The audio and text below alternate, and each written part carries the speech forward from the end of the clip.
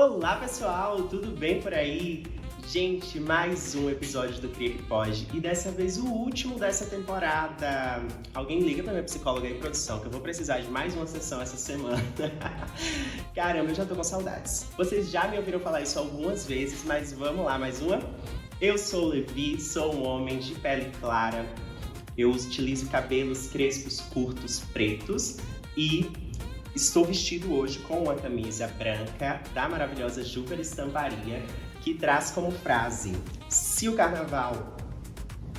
seu carnaval é em fevereiro, o meu é em junho. Nesse climinha de São João maravilhoso que a gente tá, também estou usando um short preto, curto e um slip-on de couro. Tá? Roda a vinheta e vamos começar!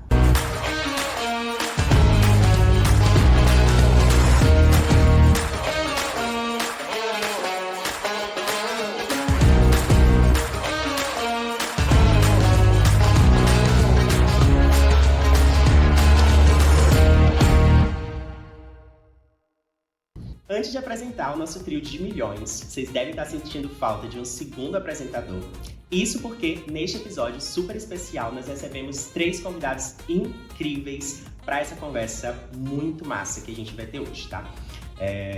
Durante o episódio, eu preciso lembrar que esse QR Code aqui ao lado é para as doações para o Rio Grande do Sul, tá? O estado segue em reconstrução e você pode continuar doando aqui com o Cria Que Pode pelo site oficial do governo do Rio Grande do Sul, ok? Muita atenção com as vaquinhas que estão sendo realizadas para que sejam meios oficiais de doação e para que a sua doação realmente chegue até o Rio Grande do Sul, tá bom? Agora sim, vamos começar, vamos conhecer quem é esse povo maravilhoso que está com a gente hoje. Eu não sou stalker, mas sei tudo sobre ela. Ai, é a última vez que eu digo isso. É a última vez nessa temporada que você me ouve dizer isso. Mas eu tô muito feliz em recebê-la aqui. Ela é empreendedora, apaixonada por arte, trabalho social e une 2 amores, o balé e a capoeira. Além disso, ela também é modelo, linda demais, graduada em Educação Física. Seja muito bem-vinda, Giovana Alissa, ou você pode conhecê-la por aí como Baila Linda. Tudo bem, meu nome é Giovana, eu sou de pele escura, sou negra. Estou calçando uns sapatos sandália rasteira, brilhosa. Estou com a calça no jeans lavável na cor azul, claro. Estou com a blusa na cor nude, com cabelo de trança de ladinho. E estou muito feliz em participar aqui desse momento em conjunto com os meus colegas e espero poder contribuir com vocês. Com certeza, eu tenho certeza que vai ser um papo sensacional. E nesse episódio a gente vai falar sobre representatividade, mais especificamente representatividade em 3 áreas: cinema, fotografia e dança. E para falar de fotografia, a gente trouxe uma pessoa muito especial. Ele é diretor de arte, fotógrafo, criador de conteúdo, muito criativo, sempre envolvido em ações de solidariedade. Gosta de tocar um som também, viu? Ele é tudo mesmo. Eu já tive a honra de trabalhar com ele em alguns projetos. Que prazer de receber aqui Dex Almeida. Olá, boa tarde, eu sou o Dex Almeida. Tudo isso que você falou, mas antes de me apresentar, eu sou um homem de pele clara, tenho cabelos ruivos, vermelhos. Eu estou usando uma camiseta e uma camisa maior, e todos nos tons nudes, né? E estou usando uma bota também, uma bota de cowboy, posso dizer assim, no tom marrom. Estou muito feliz pelo convite. Eu fico sempre achando interessante quando as pessoas trazem minha biografia, né? Porque trazem um monte de coisa e falam, ainda falta outra. E para fechar essa bancada com chave de ouro, a gente tem ela que é graduada em Cinema e Audiovisual pelo UFRB, Universidade Federal do Recôncavo Baiano. É uma personalidade incrível e muito importante para a cena do cinema aqui em Feira de Santana. Nossa roteirista, que também adora uma presepada, Clarissa Brandão. Boa tarde, muito obrigada pelo convite. Estou adorando estar aqui conversando com vocês. Eu sou Clarissa Brandão, tenho uma pele escura, sou negra, estou usando um vestido preto, branco e verde, um sapatinho de plástico dourado de princesa, cabelos soltos, cacheados e pretos. Gente, muito obrigada por terem aceitado o convite. É um prazer recebê-los. E para acelerar esse início, essa nossa primeira pergunta padrão que a gente pergunta a todo mundo, vou fazer um breve desafio. O que é ser cria de feira em uma palavra? Vai. Ser barril. Ser barril? Por quê? Acho que em feira você precisa ser muito astuto em tudo, né? Seja no feira é uma cidade que nasceu do comércio, então você precisa saber se comunicar, você precisa saber se impor, você precisa saber se localizar em feira, nos lugares certos. Então você tem que ser barril. Para ser cria de feira tem que ser barril. Eu acho que tem que ter o gingado, complementando essa fala de Dex aí. É Dex, né? Pronto. A gente tem que ter um gingado porque a gente tem que ter uma forma de um molejo, de ir para algum lugar, de conseguir resolver certas coisas e acabar fazendo às vezes até aquilo que a gente não gosta, né? Sair um pouco da zona de conforto. Então é preciso que a gente tenha aquela ginga, que é aquele movimento da capoeira. Massa. Eu acho que a gente tem que ter um pouquinho também de produtor, que é uma coisa que eu também trabalho bastante, que é se virar, né? A gente corre, vai ali, fala com um, fala com outro. É uma cidade gigante, que está se expandindo a cada dia. Então a gente tem que estar sempre ligado nos novos bairros, nos novos caminhos que estão se abrindo, né, na cidade e complementando o que vocês falaram, para estar ligado a tudo isso. Precisamos disso, desse um pouco de ser produtor nessa cidade, assim, nesse que é gigante, né? Massa demais, eu super concordo. Eu quero que vocês comecem contando para o pessoal de casa como a arte entrou na vida de vocês. Né? Essa coisa da dança, com a mistura do balé e a capoeira com a Gel, eu tô super curioso para entender um pouco mais sobre isso. O cinema com Clarissa, que eu fico muito feliz em a gente já tá trazendo a segunda pessoa da área de cinema aqui nessa temporada do CRIA. A gente teve o Thiago Rocha, que é diretor, a gente tem você agora, que é roteirista. No projeto criativo, a gente também vai falar de uma mostra de cinema que vai acontecer aqui em Feira de Santana. Então eu fico muito feliz em ver que o cinema de feira está efervescendo, né? Então isso é muito massa. E o Dex com a fotografia e as suas múltiplas artes, né? Comece contando pra gente já. Olha, o balé entrou na minha vida quando eu tinha 6 anos de idade e a capoeira tem mais ou menos uns 2 anos. Como bailarina, eu tive a experiência de trabalhar com aulas de flexibilidade, de alongamento, ir para certas academias e hoje tenho o meu próprio negócio. Foi aí que eu conheci a capoeira. Eu iniciei com o balé lá no meu próprio espaço e logo em seguida eu coloquei a capoeira. E aí, além de oferecer essas aulas com o professor a qual dava aula lá, eu comecei a praticar também. E aí uni o útil e o agradável, né? Porque como tem a leveza do balé, a questão da flexibilidade, na capoeira já tem que ser uma coisa mais controlada, mas que também precisa ter essa flexibilidade. Aí eu me vi como mulher negra, praticando uma arte também que é considerada uma arte muito, como é que eu posso dizer, de baixa renda, porque de certa forma a capoeira e o balé é completamente diferente, sai de um alto para uma coisa muito baixa. Então assim, exatamente, aí eu consegui colocar os dois no mesmo nível e as pessoas se respeitarem, não colocar o balé lá em cima e a capoeira aqui embaixo, mas assim, no mesmo ambiente de forma igual. Caramba, desafio. Legal. Interessantíssimo. Desafio. E você, Clara? Fiquei curioso para lhe ver dançar agora. Eu já vi. Escaltear. Já viu? Já? Você não me mostrou agora? Foi. Então, eu era aquela colega da escola que escrevia as peças, que inventava jeitos diferentes de apresentar os trabalhos, geralmente de humanas, de história, de literatura. Eu estudei no Assis, Chateaubriand, ali no Sobradinho, né? Nem lembro o bairro, mas Sobradinho. Ali no Assis Chateaubriand, perto da Gabriela, eu estudei ali. Uma parte do meu período escolar. Então eu era essa colega que era criativa, que inventava as coisas, que para não dançar criava ali um roteiro na aula de inglês, que a professora sempre botava a gente para dançar inglês. Então eu fui a colega que falou, não, criei todo um roteiro, eu apareci assim, às vezes botei as minhas colegas para dançar. Né? E elas dançaram, Faint do Linkin Park, inclusive. E aí eu fiz elas dançarem rock e não participei, então eu era essa pessoa. Então a arte sempre esteve na minha vida. Eu sempre escrevi, desde jovem, desde muito nova. E chegou um momento, quando eu terminei o ensino médio, eu falei, não, eu quero estudar cinema. E eu fui estudar cinema em Cachoeira. Não conhecia Cachoeira pessoalmente. E eu já fui para morar e nunca mais deixei de estar em contato com isso. Desde que entrei, sempre trabalhei com cinema como produtora, inicialmente. Hoje eu trabalho mais com roteiro, mas também trabalho com produção mais executiva, mas o roteiro é a minha casa, assim, não sei fazer outra coisa. Massa, que massa. E você, Dex?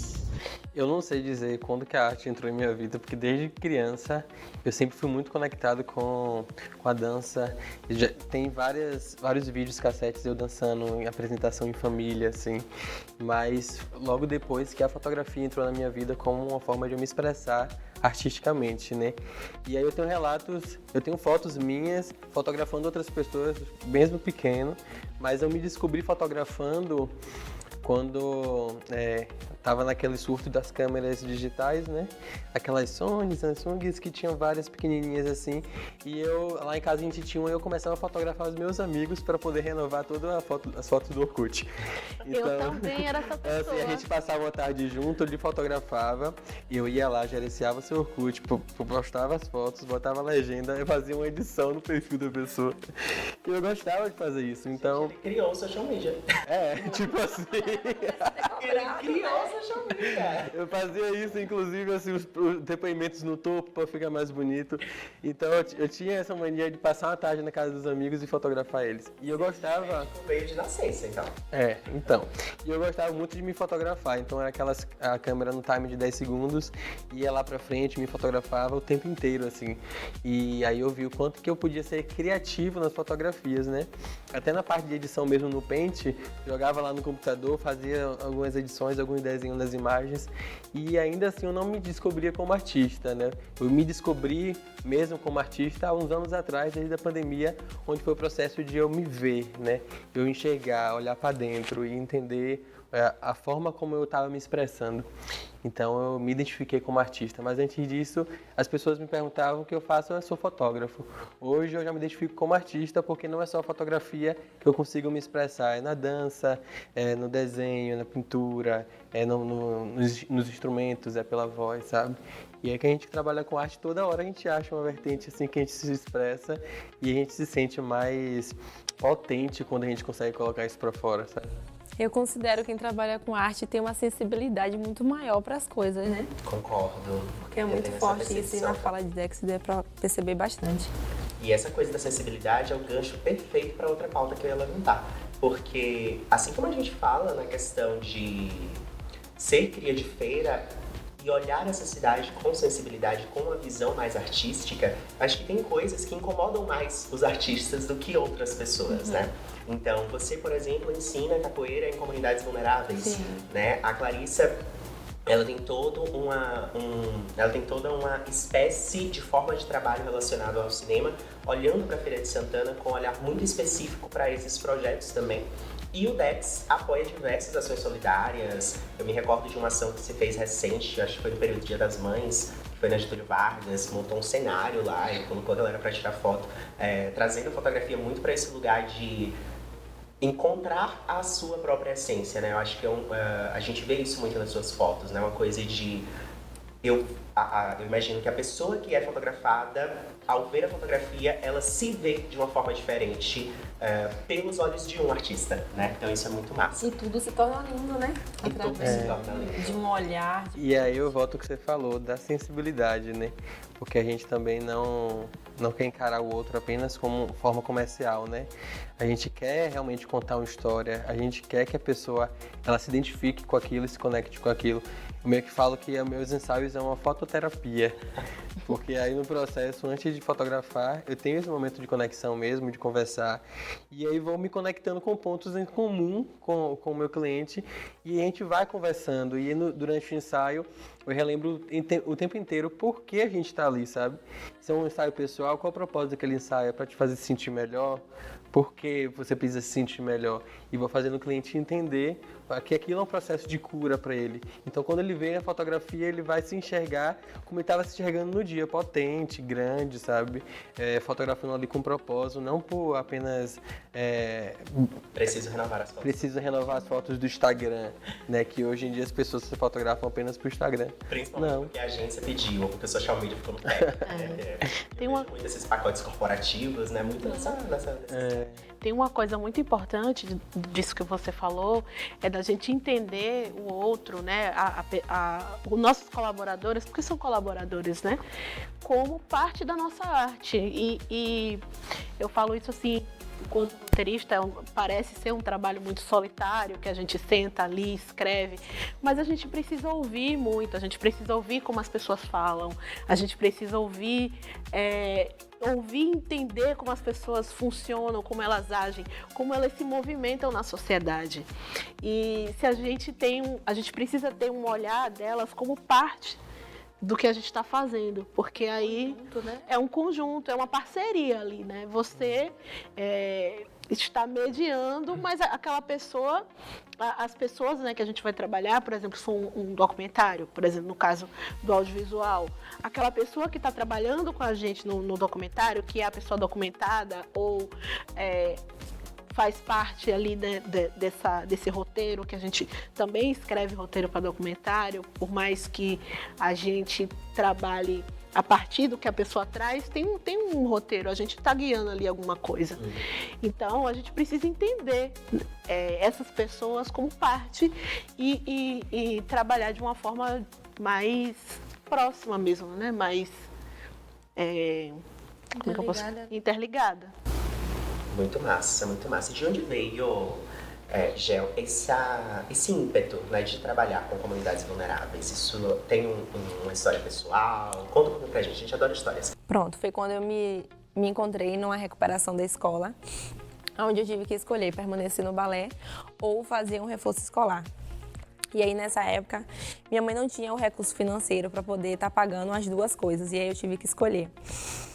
E o reforço escolar seria para o quê? Para que lá na frente eu pudesse investir em alguma coisa minha e poder abençoar outras pessoas que precisassem, que na verdade seriam crianças ou adultos que se sentissem em alguma situação vulnerável. A questão da cor da pele também acaba influenciando, porque, querendo ou não, o balé era uma arte a qual as pessoas de classe média e alta e pessoas de pele branca poderiam estar participando. E aí, quando eu me vi naquela situação onde ninguém de um estúdio, de uma academia de dança poderia olhar para mim e falar: olha, posso investir nessa menina, posso trazer ela para perto. Aí eu falei: poxa, eu preciso fazer isso para as pessoas que estão da minha região, né? De onde eu moro, de um bairro onde não favorece para que isso venha a crescer. Então eu preciso fazer esse diferencial. Então, eu acabei optando pelo reforço escolar para que eu viesse ter conhecimento, hoje abrir a minha própria empresa e conseguir investir na vida daquelas crianças que precisam. E hoje elas serem as bailarinas, né? As princesas que não são somente da televisão da Disney, mas que elas têm o conto de fadas dela. Elas têm isso de perto, elas têm a mim como referência, como mulher negra, e também de um lugar onde não favorece tanto a cultura. E de uma arte também que tem suas preferências, né, de certa forma. Sim. E foi por conta disso. Caramba, eu me arrepiei com isso. Eu tô um pouco emocionado. Não é? Isso é muito legal quando a gente consegue fazer o que a gente ama, causar impacto social e monetizar, né? Porque... Inspirar também, Inspirar, né? Porque são coisas que não dá pra gente... aqui no CRIA a gente fala de diversidade, criatividade e empreendedorismo. Porque a gente acredita que existe uma necessidade de correlação. Vivemos em um mundo capitalista, não dá pra não monetizar, não dá pra... Se você não tivesse estudado, monetizado, hoje você não conseguiria dar essa oportunidade a essas pessoas, né? E provavelmente, te cortando rapidinho, seria uma área onde eu estaria frustrada e eu não conseguiria ter, primeiro, o retorno de conseguir realizar sonhos daquelas pessoas que precisam, né? Então eu preferi, naquele momento, abortar, de certa forma, de forma momentânea, aquele sonho, para que lá na frente conseguisse influenciar e engajar pessoas que realmente, né, têm esse mesmo sonho que eu. Foi assim que aconteceu. A gente precisa entender também, começar a pensar que a arte também faz parte da economia. É um motor econômico para o país. Se eu não estou enganada, 6% do PIB do Brasil é movimentado pela arte, por profissionais que atuam como artistas, né? E falando do cinema, que é uma arte extremamente cara e que por muito tempo foi um lugar muito difícil de pessoas como eu, como a gente, né? Conseguir acessar e trabalhar com isso e viver disso. É extremamente importante que quem financia isso entenda, o Estado, né? Entenda que a arte é economia e que a gente mobiliza emprego, a gente emprega as pessoas, a gente faz arte por amor, mas a gente precisa comer, a gente precisa pagar as contas, a gente precisa movimentar a economia das cidades que a gente vive. Não dá para achar que fazer cinema você tem que ir para São Paulo e para o Rio de Janeiro. Não, eu quero fazer cinema aqui na Bahia, aqui em Feira de Santana, inclusive. Então, é uma questão complexa, mas que a gente precisa começar a entender que o que a gente faz também é economia e que também é importante, para além da questão, para a questão, como é que eu posso dizer, lúdica, tem a questão econômica também. A gente pode mudar vidas a partir disso, empregar pessoas, as pessoas conhecerem, ver o audiovisual, a dança, a fotografia como possibilidade de trabalho. Inclusive, juntar 3 artistas e mostrar para outras pessoas também que elas conseguem chegar no lugar estando na arte, né? Ter referenciais de artistas que já desempenham isso e que são rentáveis, é rentável financeiramente também estar na arte. Vivem disso. Sim, que vivem disso e internalizar isso, que dá para viver na arte e sim ganhar dinheiro, sabe? Porque muita gente fala que artista não dá para poder ganhar dinheiro na arte e acaba artista passa fome. Gente, eu trabalho com fotografia há 10 anos, nunca passei fome, graças a Deus. Porque eu sempre entendi que eu conseguiria monetizar e conseguiria alcançar tudo que eu quisesse por meio da fotografia. Em nenhum momento eu nunca duvidei do meu trabalho, então isso só me fez ir para cima, sabe? Só me fez caminhar e seguir na direção dos meus propósitos. Mas o artista, ele precisa internalizar isso primeiramente, né? A minha arte é capaz de me levar a qualquer lugar. E ter referenciais que possam motivar isso também é muito importante. Isso é fantástico. E quando a gente fala em ir para qualquer lugar, né? Saber para onde a gente quer ir é muito importante. E falando em representatividade, eu queria que vocês comentassem um pouquinho sobre essa questão do falar sobre, ou do apenas estar, ocupar um espaço, que também já é representatividade, né? A gente tem aqui diversas representatividades diferentes nessa sala. Conta um pouquinho sobre essa experiência. A Gel já comentou um pouco sobre essa questão, né, de inspirar, sendo uma mulher negra de origem de um bairro mais humilde, trazer isso, colocar isso nos holofotes, né, colocar isso na TV, falar sobre isso é essencial e ocupar esse espaço na vida dessas pessoas, né, as pessoas terem essa referência. Como é que vocês se sentem nesse lugar? Essa questão é muito complexa também, né? No cinema, por muito tempo, o lugar de mulheres negras, pessoas indígenas, pessoas com deficiência, sempre foram para interpretar papéis que eram isso. Então, eram personagens que não tinham uma camada de complexidade, que não tinham uma vivência que não fosse o ser esse lugar, né? E é muito importante que atrás da câmera tenham profissionais negros, profissionais indígenas, profissionais LGBTQIAP+, profissionais que tenham algum tipo de deficiência, para poder trazer um olhar que quem não vive, quem não tem essa vivência, não vai conseguir fazer. Uhum. Então, a representatividade não é simplesmente colocar um corpo negro na tela, colocar um corpo com um corpo indígena na tela. Não é só isso. A gente precisa que esses personagens tragam essa vivência, né? E para isso a gente precisa ter toda uma cadeia de profissionais que também façam parte daquilo. Exato. Eu arrisco dizer que não existe criatividade sem diversidade. Não. Principalmente no cenário de agências, que é o cenário que eu conheço mais. Eu fico assim, pô, não dá pra você ter uma reunião de brainstorming, numa chuva de ideias, um monte de gente branca privilegiada. E falando da publicidade, a maioria são homens, né? Exato, Ainda tem- um monte de homem branco privilegiado. Eu fico, gente, e as ideias vão vir de onde? Sabe? Porque ideias vêm de resolver problema. E os problemas? Sabe? E pra mim é até uma honra estar dividindo essa entrevista com duas mulheres pretas, né? Porque isso também é um foco do meu trabalho, né? E eu, de certa forma, sou um homem, né, privilegiado, de pele clara, apesar de me considerar pardo por vir de uma família negra. Então eu reconheço as vivências e a realidade que as pessoas pretas passam e eu trago isso na minha fotografia e nos meus projetos, né? Porque não só a partir do momento que eu compreendo o meu lugar de privilégio, eu preciso elaborar e desenvolver projetos que também favoreçam outras classes, né?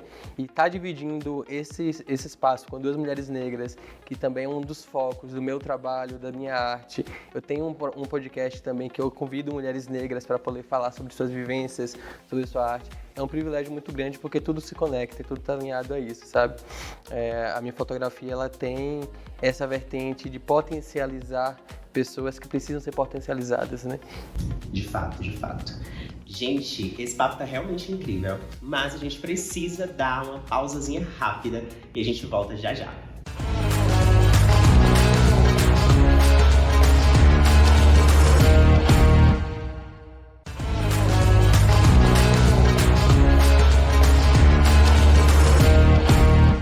Opa, tô de volta com esse povo lindo. E bora de projeto criativo?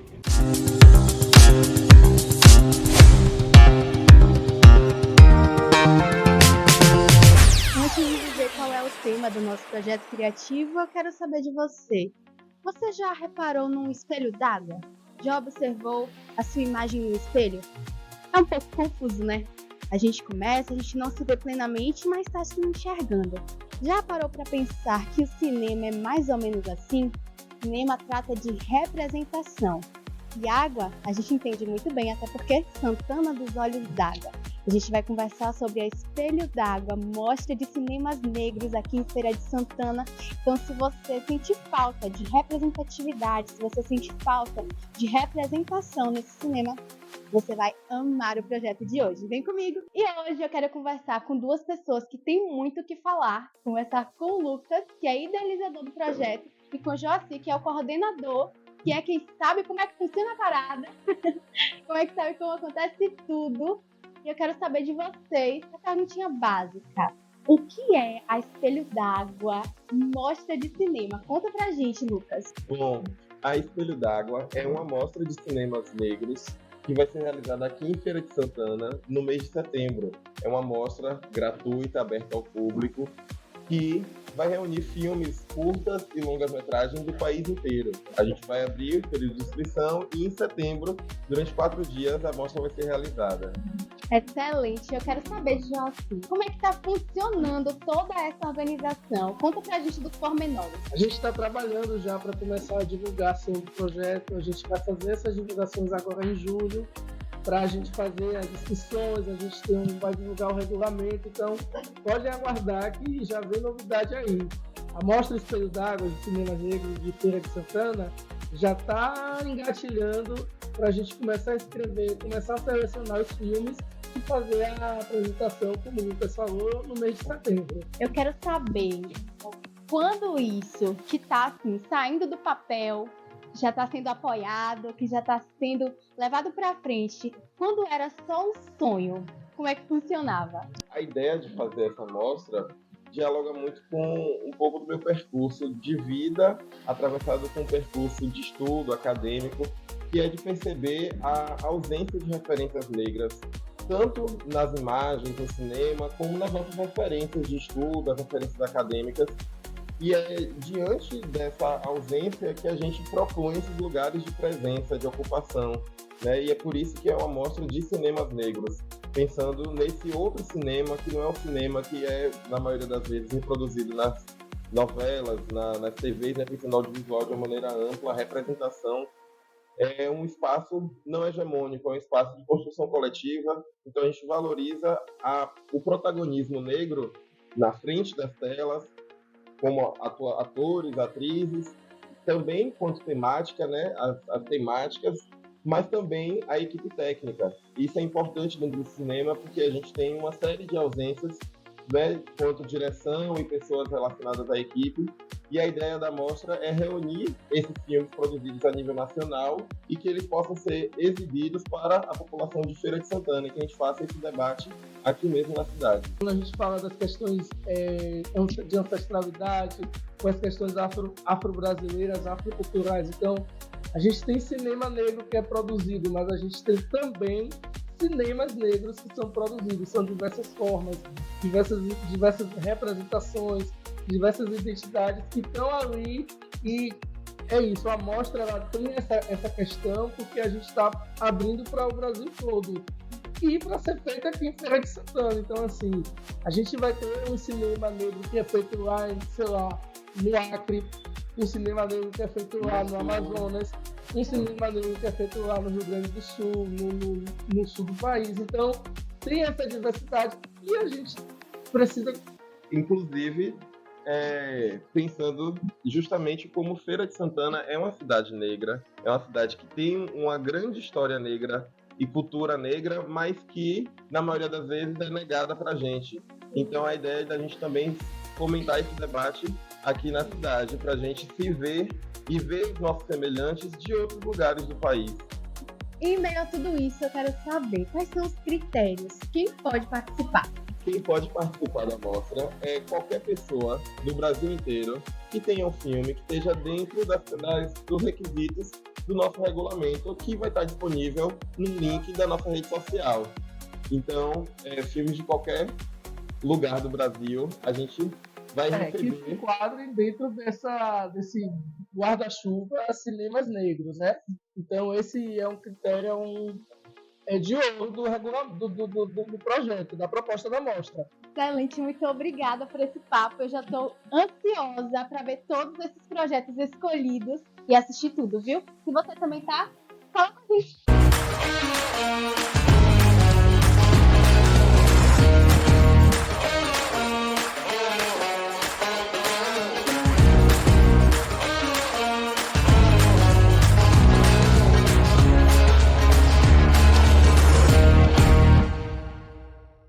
Caramba, que projeto criativo incrível! Gente, essa mostra de cinema vai ser realmente fantástica. E Otávio, tô colado, hein, Amandinha? Vai ser muito massa. Clary, eu quero que você conte pra gente um pouquinho sobre como é produzir filmes. Você tem essa parte, né, da produção, do roteiro, etc. Tem a sua própria produtora também, né? Me conta um pouquinho sobre essa coisa da parte de produção cinematográfica na Bahia e também aqui no interior, né? Mais voltada à Feira de Santana. Então, produzir filme é uma coisa muito complexa. Mas a gente... Vamos tentar resumir. Né? Vou tentar aqui resumir. Tudo começa com a ideia, né? Mas a ideia sozinha, ela não vai resolver. Então a gente precisa sentar e desenvolver essa ideia, né? Para escrever esse roteiro, seja ele um documentário ou um projeto de ficção. A gente sempre vai partir desse documento que é o roteiro. E a partir daí, o produtor executivo, geralmente é essa figura que vai encontrar os caminhos mais viáveis para aquele projeto. Cada projeto pode ter um caminho. E aí, a partir daí, a gente vai estudar se vai tentar um edital que... Recentemente, a gente teve alguns editais, tanto no município como no estado, por conta da Lei Paulo Gustavo. Então, tem esse momento, o mercado está bem aquecido nesse sentido, mas, geralmente, a gente procura também outros caminhos. Então, uma das primeiras coisas que a gente precisa fazer é parcerias para financiar o projeto. Caminhos para isso são os grandes eventos de mercado, né? E aqui na Bahia a gente tem um Nordeste Lab, que acontece em Salvador, mas vai acontecer outros eventos também, que são eventos que a gente pode inscrever um projeto e o produtor executivo do projeto, às vezes o roteirista também, vai conversar com canais, com produtoras de outras regiões, ou até daqui mesmo, que querem fazer parcerias para poder tirar esse projeto, essa ideia do papel. Então, é todo um processo, né? Mas inicialmente a gente tem uma ideia, às vezes a gente está com o projeto em várias fases, seja no primeiro tratamento do roteiro ou no argumento, que é um documento que a gente tem tudo que vai acontecer no filme, início, meio e fim, já pronto, e com um projeto assim, quanto esse filme custa, né, que o produtor executivo já fez esse trabalho de orçar esse filme, pensar estratégias, qual é o público-alvo desse filme. Então, nesse momento, a gente apresenta tudo isso para esses players, né, a gente chama de players, e aí, distribuidoras também, e aí, se eles toparem, aí a gente começa a produzir, né? É um trabalho de quanto tempo, assim, a partir do momento que vocês iniciam o projeto até começar a gravar? Olha, Bacurau, o filme do Kleber Mendonça, ele escreveu o roteiro por 10 anos. Nossa. Então, varia muito, né? Eu tô com um projeto de série que a gente deve filmar em 2026, que eu comecei a escrever em 2017. Então, são processos longos, assim, né? Agora sim, nada impede. Você quer fazer um curta-metragem? Vamos juntar uma galera aqui, fulaninho tem uma câmera, fulano tem um tripé, e aí todo mundo se reúne ali e faz um curta. Geralmente, eu tô falando assim de projetos maiores, né? De projetos de longa-metragem, séries. Mas, se você quiser fazer um curta-metragem, você também vai partir do roteiro. O curta é mais complicado você conseguir financiar, que não seja via edital, né? Via estado ou município, né? Que tenha fazendo ali um edital que você consiga financiar. Vai ter vários agora, né? Por causa dessa lei. Mas é possível você fazer um filme menor se você já tem ali uma equipe, é isso, o cinema é muito coletivo, então é nesse sentido de fazer uma produção mais independente, de fazer um curta, que aí você vai conseguir ir para um festival. Isso tudo é muito interessante porque como você vai treinando o seu olhar também, vai vendo como suas ideias funcionam na tela, a partir do curta, né? Porque para você conseguir fazer projetos maiores, esse processo é muito importante também. Muito massa. Para jogar uma pimenta no assunto, né? Que não veio essa provocação no roteiro. Mas quando a gente fala em música, a gente diretamente associa a arte. Quando a gente fala em dança, a gente diretamente associa a arte. E o cinema é conhecido como a sétima arte. Mas cinema é arte mesmo? Claro que é, em pura essência. Cinema é arte. Como é que você vai olhar coisas como Deus e o Diabo na Terra do Sol, de Glauber Rocha, e dizer que não é arte? É arte. E se você tem a dança, se tem a música, se você tem a fotografia, o cinema, vídeo, ele reúne tudo. Reúne tá tudo ali. Então é como se fosse uma arte realmente coletiva. Não, totalmente coletiva. É A uma gente não pluralidade consegue. artística. É muito raro filmes de uma pessoa só. Eu tenho um curta-metragem que eu fiz com 3 amigos, mas é um curta-metragem que só tem uma atriz, que sou eu mesma. E foi uma coisa muito particular e única, mas até curtas-metragens você precisa de no mínimo 10 pessoas, né? 10 cabeças pensantes.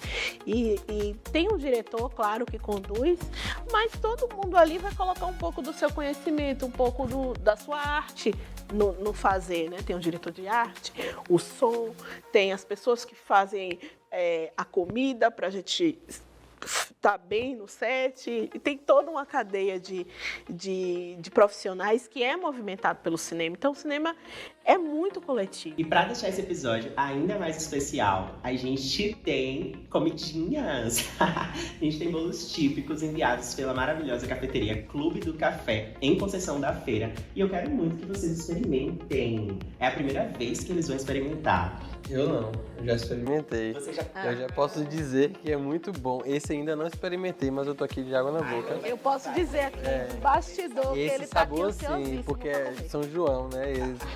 Mas as coisas deles são... Então, enquanto eu conto pro pessoal de casa como eu vou comer. Comer também. Gente, Eles estavam esperando esse momento para poder liberar, a gente já estava querendo comer há muito tempo. A cafeteria Clube do Café fica na Rua do Povo, número 65, na Galeria Tambaú, sala 3, em Conceição da Feira, aqui pertinho. Todas as informações estão aparecendo aqui na tela. Não esquece de seguir @Cafeteria Clube do Café no Instagram. E aproveitar essas delícias, quer seja na loja em Conceição da Feira ou aqui em Feira, e onde você quiser, porque eles também aceitam encomendas. Pronto, minha produção pode pegar aqui os pratos, que a galera já terminou. Delicioso. E aí, gente, gostaram? Perfeitos. Super indico. Gostei. Qual foi a sua preferida, Gel? E eu gostei mais de fubá. Eu gosto de açúcar, né? Então. Foi unânime, né? Que voto. Todo mundo preferiu fubá? Eu amei. O JP tá maravilhoso, porque tem bastante coco. Sim. E bolo com JP com muito coco é delicioso, mas o de fubá com goiabada, assim. Nath, muito obrigado por mandar essas delícias pra gente festejar esse último episódio, né? Porque é um episódio festivo, né? É um episódio realmente muito feliz sobre este fim de temporada. Acho que vai ser realmente uma jornada muito legal. Dex, vamos continuar esse papo. Dex, o que é preciso? Olha, anotem aí, viu? Que agora é ouro. O que é preciso para ser um bom artista fotográfico? Peguem os cadernos, canetas. Bem poesia. Anotem, Eu cada palavra. acho que você precisa estar atento e presente, né? Acho que a presença é o fundamental. Você está com o seu estado de presença para observar as coisas, né? E no cotidiano mesmo. A fotografia, o cinema se faz no cotidiano, né? Nas pequenas coisas. Então, quando você consegue ver beleza nas coisas pequenas, né? Mesmo sendo no cotidiano, coisas que você vê todos os dias, mas que você consegue enxergar a fotografia, a arte naquilo, então aquilo cria sentido, né? Acho que pra gente que trabalha com cinema, no audiovisual, mostrar essa realidade cotidiana em forma de arte é que mostra que a gente pode criar arte de tudo, né? Então acho que essa é a dica, no cotidiano você conseguir enxergar as possibilidades. Fantástico. Anotou? Vou ser chata, vou ser a tia chata e falar que precisa uma coisa também importantíssima.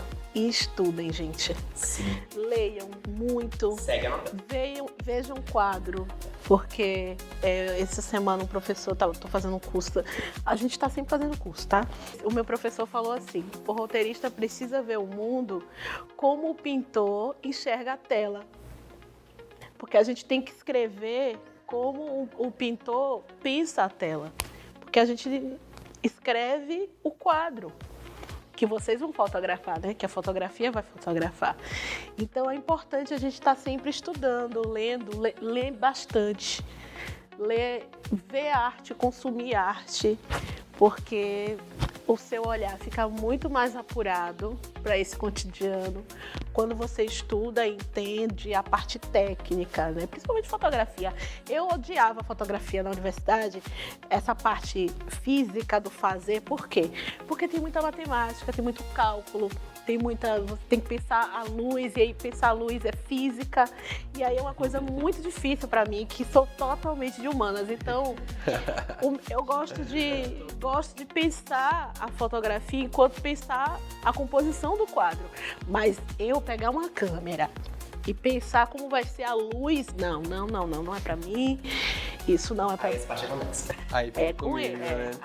E aí é onde eu atuo diretamente na parte da direção de fotografia, né? Hoje, além de fotógrafo, eu faço essa parte toda a direção fotográfica para campanhas, né? Para curtas também. Então, não sou eu que eu filmo, mas aí eu vou estar dirigindo toda a cena, vou estar fazendo também a parte de composição de imagem, o enquadramento que vai ser, quais as lentes que serão usadas, né? Para poder desenvolver o projeto. Então, é preciso esse olhar. E a iluminação, a luz, né? Ela é a base da fotografia, ela é a base de tudo. Exatamente. Então, quando a gente grava externo mesmo, é uma luta, porque a luz de agora não é a mesma luz daqui de 20, 30 minutos, já muda. E você, Gel? Você começou a empreender muito cedo, né? Foi bem logo no início da sua fase adulta. Hoje você tem o quê? 15 anos? Não é o que parece? Não é o que parece? Eu comecei como monitora e logo mais ela foi me aperfeiçoando para que eu viesse trabalhar com crianças pela sensibilidade, a forma como conseguir lidar, as formas educativas, né? Então eu comecei a trabalhar com o público infantil. E aí fui me aperfeiçoalizando, tendo curso, volta e meia ia para Salvador. Foi aí que também eu entrei na faculdade de dança, na UFBA, né, pela EAD. E aí eu comecei a entrar nesse mundo e querer vivenciar não somente como aluna, mas também como professora. E aí eu falei, olha, eu estou trabalhando somente em locais, né, dando aula em estúdios e escolas de ensino regular. Então agora está na hora de eu fazer o meu mesmo. Eu quero ter essa autonomia de poder liderar aquele meu espaço sem precisar estar se deslocando para tantos lugares. Então foi aí que eu comecei a abrir o meu espaço, era bem pequenininho, não tinha nada praticamente, nem a plaquinha da frente, para poder identificar onde é que era, mas aí era o meu sonho. E aí eu falei, olha, chegou o momento agora, tá na hora de investir, não somente para mim, mas para aquelas pessoas que precisam. E aí foi um momento de 2021. Massa, então é até recente, né? É recente. Muito bom, muito bom. Gente, infelizmente, tudo que é bom dura pouco. Então a gente tem que acabar esse episódio, a gente tem que acabar essa temporada. Meu Deus do céu, eu não estava preparado, não me preparei para esse momento. Já tem muita gente pedindo segunda temporada, mas eu ainda não posso confirmar. Será que vem aí? Não sei. Mas segue muito @CriaQuePode e @TVFeira, porque vem novidade por aí, tá? Continua nos acompanhando, porque a gente vai continuar produzindo conteúdo, tá? Vocês não vão se livrar de mim tão fácil. E pra finalizar aqui com os nossos convidados, porque a gente vai finalizar de um jeitinho diferente também, já eu te conto. Eu quero que vocês finalizem dando um conselho de primeiro passo. Primeiro passo para começar na dança, primeiro passo para começar no cinema em Feira de Santana, primeiro passo para começar na fotografia. Eu acho que o primeiro passo, o cinema é muito amplo, a gente fala assim de cinema, são muitas profissões dentro do cinema. Então eu acho que uma das primeiras coisas é você entender o que você quer fazer no cinema. Você quer fazer curta-metragem, você quer fazer roteiro, você quer ser produtor. Então, a partir do momento que você define o que você quer, estuda. Estuda muito, faz graduação, faz cursos por fora, porque quando a gente chega na graduação, a graduação ela dá um panorama de tudo, mas internamente você tem que saber a área que você quer atuar. Claro que é importante conhecer um pouquinho, né, de cada setor, até para você saber como você vai se relacionar com seus colegas de trabalho. E como você vai desenvolver o que você quer desenvolver, né? Você precisa conhecer a cadeia como um todo, mas o primeiro passo é definir quem você quer, o que você quer fazer e estudar. E a partir daí você vai estudando, você vai encontrar os caminhos e vai começar a produzir aqui em Feira de Santana. Olha, a minha dica o primeiro passo que você tem que dar é sentir, né? Porque a dança, ela é um sentimento, ela é uma expressão corporal. Então, a partir do momento que a gente sente, a gente coloca pra fora e esse movimento ele se torna uma dança. Então, se um dia você pensa em dançar, tudo aquilo que você sente, você só coloca pra fora e deixa rolar. E aí, através disso, você já vai ver que meio caminho já foi dado. É o primeiro passo. O meu ainda é um gancho de Gil, que ela fala sobre o sentir.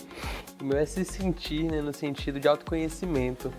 Acho que quando você entra no processo de autoconhecimento, você se conhece e você consegue expressar aquilo que tem de essência em você, o seu diferencial, né? Uma vez eu escutei que a nossa arte foi voltada para a fotografia, mas a nossa arte fala do que o nosso coração está cheio ou do que nos falta. Então, se a gente consegue entender o que tem de amplo na gente, o que tem de potência na gente, que eu posso colocar isso no que eu faço, sabe? Ou o que está faltando em mim, que minha arte está necessitando disso para que ela realmente caminhe.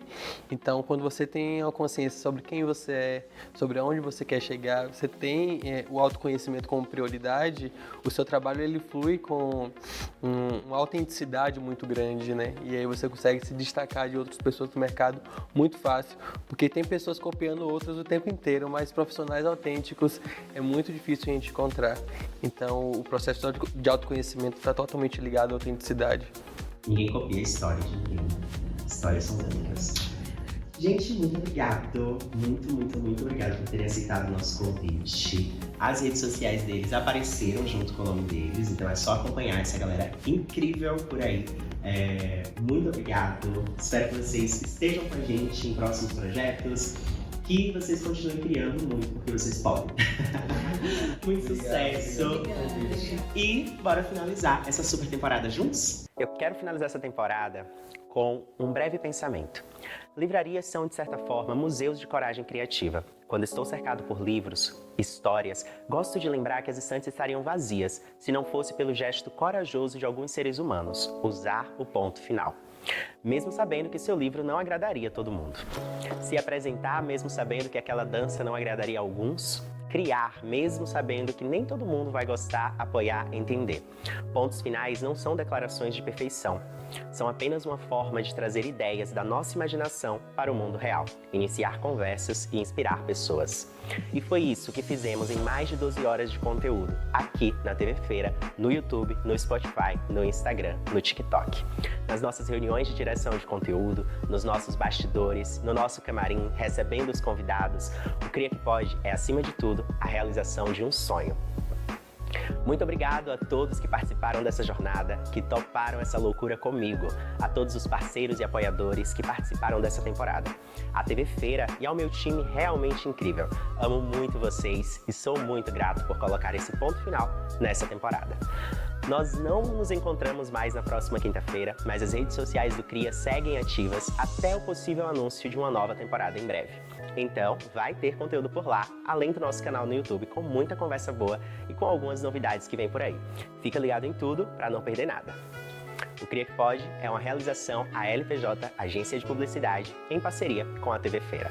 Apoio: Drica Almeida Fotografia, Cafeteria Clube do Café, Amor de Casa Decor, Rex Film, MB Conceito, Balbina, Taco de Chita, Brechó Nossos Nós, Agridoce Loja Colaborativa, Juver Estamparia e Mystic Soul. A direção e apresentação fixa foi feita por mim, Antônio Levi. Os apresentadores rotativos que tivemos: Dandara Nogueira, Amanda Pinheiro, Ives Souza, Sara Barbosa, Júlia Lohana, o meu muito obrigado. Direção criativa é do João Vitor Chaves. Conteúdo e roteiro: Amanda Pinheiro, Dandara Nogueira, Ives Souza, Júlia Lohana, Sara Barbosa. Nas mídias sociais, Cíntia Cerqueira, Paulo Henrique e Rebeca Salles. Na edição e no motion design, Yuri Silva. No figurino e na fotografia, Fabrini Aires. Assistente de figurino, o Jô Fraga. Na maquiagem, a nossa querida Érica Liz. Na cenografia e produção técnica, Juliana Moraes. Um agradecimento especial também à Rose, diretora da TV Feira, e todos os cinegrafistas que nos ajudaram nessa cocriação. E a Secretaria de Comunicação de Feira de Santana. Semana que vem no YouTube você confere um episódio bônus especial de como nós fomos produzidos. Um bastidores bem geralzão. Te vejo lá.